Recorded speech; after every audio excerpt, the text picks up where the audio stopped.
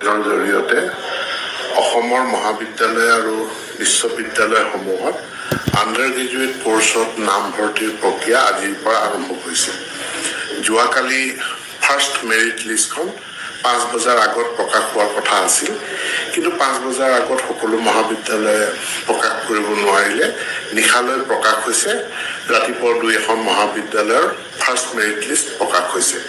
এতিয়া সামৰ্থ ই-গভ এটা পৰ্টেল বা প্লেটফৰ্ম, যাৰ জৰিয়তে মহাবিদ্যালয়সমূহে এপ্লিকেশ্যন ৰিচিভ কৰিছে, এপ্লিকেশ্যন স্ক্ৰুটিনি কৰিছে আৰু তেওঁলোকে ফাইনেল যিখন ফাৰ্ষ্ট মেৰিট লিষ্ট এইখন তেওঁলোকে প্ৰকাশ কৰাৰ পাছত আজি নামভৰ্তি হৈছে।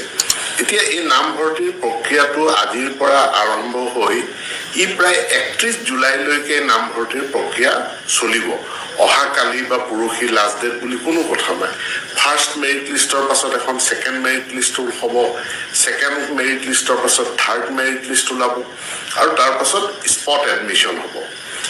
এইখিনি যিসকলে কিউএট পৰীক্ষা নিদিয়াকৈ যিসকলে আবেদন কৰিছে, যিসকলে কিউএট পৰীক্ষাৰ জৰিয়তে নামভৰ্তি কৰিব, তেওঁলোকৰ কাৰণে 1 জুলাইৰ পৰা প্ৰক্ৰিয়া আৰম্ভ হ'ব আৰু তেওঁলোকৰ কাৰণেও first merit list, second merit list, third merit list থাকিব আৰু থাৰ্ড মেৰিট লিষ্টৰ পাছত তেওঁলোকৰ কাৰণেও এটা স্পট এডমিশ্যনৰ ব্যৱস্থা থাকিব।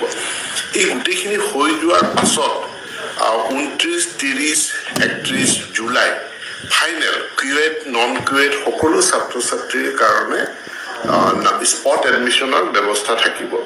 এতিয়া আমাৰ 598 কলেজে তেওঁলোকে আমাৰ পৰ্টেলত, সামৰ্থ পৰ্টেলত ৰেজিষ্টাৰ্ড হৈছিল। ইয়াৰে ভিতৰত গৰিষ্ঠ সংখ্যক 524খন মহাবিদ্যালয়ে তেওঁলোকে ফাৰ্ষ্ট মেৰিট লিষ্ট প্ৰকাশ কৰিবলৈ সক্ষম হ'ল, নামভৰ্তিও আৰম্ভ কৰিলে। বাকী 74খন মহাবিদ্যালয়ে মেৰিট লিষ্টখন এতিয়াও প্ৰকাশ কৰিব পৰা নাই। মই তেওঁলোকক অনুৰোধ জনাইছো যে স্কুটিনিৰ কামখিনি খৰতকীয়া কৰি তেওঁলোকে অহা কালিলৈ যিখন ফাৰ্ষ্ট মেৰিট লিষ্ট এইখন তেওঁলোকে যাতে পাব্লিছ কৰি দিয়ে, অৰ্থাৎ তেওঁলোকৰ পৰ্টেলৰ লেংগুৱেজত এইখন তেওঁলোকৰ ফালৰ পৰা লগ কৰি দিলে ছিষ্টেমে তাক পাব্লিছ কৰি দিব আৰু তাৰ পাছতে নামভৰ্তিৰ প্ৰক্ৰিয়াটো আৰম্ভ হ'ব। আজি বহুতে মোলৈ হোৱাটছএপ মেছেজ পঠাইছে, মেইল পঠাইছে যে আমাৰ লিষ্ট পাব্লিছ হোৱা নাই, গতিকে আমি এডমিশ্যন ল'ব নোৱাৰিম। ইয়াক লৈ কোনো ছাত্ৰ ছাত্ৰীৰ অভিভাৱক শংকিত হ'ব নালাগে। এদিন যদি দেৰিও হৈছে, ফাৰ্ষ্ট মেৰিট লিষ্টটো ওলাব, লিষ্টৰ পাছত ছেকেণ্ডৰ পাছত থাৰ্ড আৰু তাৰ পাছত স্পট এডমিশ্যনৰ ব্যৱস্থা থাকিব। নামভৰ্তি আজিৰ পৰা আৰম্ভ হয় দীঘলীয়াকৈ 31 জুলাইলৈকে নামভৰ্তিৰ প্ৰক্ৰিয়াটো থাকিব।